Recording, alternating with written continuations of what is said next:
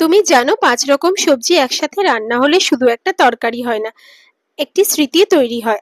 আজ আমি তোমাকে নিয়ে যাব আমার ঠাম্মার রান্নাঘরে, যেখানে নিরামিষ পাঁচমিশালি তরকারি মানেই ছিল ভালোবাসার গন্ধ আর ভাতের সাথে এক চামচ স্যুপ। হ্যালো বন্ধুরা, আমি অন্বেষা আর তোমরা দেখছো আমার চ্যানেল কুক। আর আজকে আমরা বানাবো একদম ঘরোয়া নিরামিষ পাঁচমিশালি তরকারি।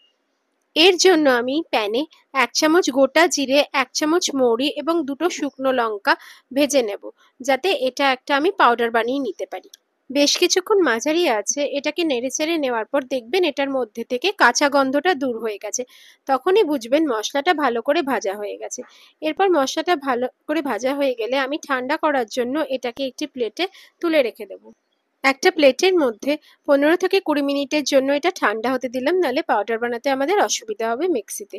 এরপর প্যানের মধ্যে 2 থেকে 3 চামচ আমি সাদা তেল দিয়ে দিলাম, আপনারা চাইলে সর্ষের তেলে রান্নাটা করতে পারেন।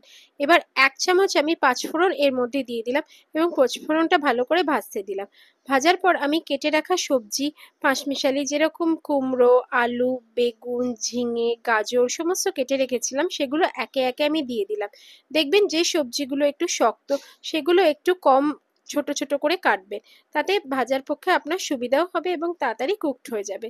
এরপর স্বাদের জন্য আমি এখানে দিয়ে দিলাম স্বাদ মতো 1 চামচ নুন, দিয়ে ভালো করে এখানে নাড়তে শুরু করে দিলাম এবং কুকড হওয়ার জন্য আমি 10 থেকে 15 মিনিটের জন্য চাপা ঢাকা দিয়ে দিলাম। 10 থেকে 15 মিনিট পর আমি ঢাকনাটা খুলে দেখে নিলাম, এখানে 40% আমাদের সবজি কুকড হয়ে গেছে। তারপর এই স্টেজে আমি কিছুটা নেড়েচেড়ে নিয়ে কেটে রাখা শাক আমি দিয়ে দিলাম। আপনারা যে কোনো শাক ব্যবহার করতে পারেন, আমি এখানে সাদা নোটে শাক ব্যবহার করেছি। সবজিগুলো কুকড হয়ে গেলে 40% আমি এখানে সাদা নোটে শাক যেটা বললাম ব্যবহার করেছি সেটা দিয়ে দিলাম এবং এর মধ্যে দিয়ে দিলাম 1 চামচ আদা বাটা এবং 1 চামচ ধনের গুঁড়ো। তারপর ভাজা মশলাগুলো যেগুলো আমি মিক্সিতে পাউডার করে নিয়েছিলাম সেগুলো সব একসাথে এর মধ্যে দিয়ে দিলাম এবং আবার ভালো মতো এটা নাড়তে শুরু করে দিলাম। আর বাদবাকিটা কুকড হওয়ার জন্য আমি ঢাকনাটা চাপা দিয়ে দিলাম। 10 থেকে 15 মিনিটের পর আমি ঢাকনাটা খুলে নিলাম। দেখবেন আপনাদের এই সবজিগুলো সম্পূর্ণভাবে কুকড হয়ে গেছে এবং শাকের সাথে যে সবজিগুলো ছিল সেগুলো সম্পূর্ণ ভাজা হয়ে গেছে। পাঁচমিশালি তরকারিতে যদি আপনারা শাক দেন তাহলে তরকারির স্বাদ অনেক গুণ বেড়ে যায়। আপনারা চাইলে শাক নাও দিতে পারেন। আমি এখানে এই স্টেজে দিয়ে দিলাম 1 চামচ চিনি। চিনি আপনারা স্কিপও করতে পারেন, কিন্তু আমি দিয়ে দিলাম, চিনি দিলে তরকারির স্বাদটা একটু বেড়ে যায়। এরপর আবার ভালো মতো নেড়েচেড়ে নিয়ে নেব আমি। এই স্টেজে দেখে নেবে নুনটা ঠিক আছে কিনা। আমি দেখেছিলাম নুনটা একটু কম হয়েছে, তাই আমি অল্প একটু নুন স্বাদ মতো দিয়ে দিলাম এবং ভালো মতো তরকারিটা নেড়েচেড়ে নিলাম। সবশেষে আমি দিলাম 1 থেকে 1.5 চামচ সর্ষের তেল।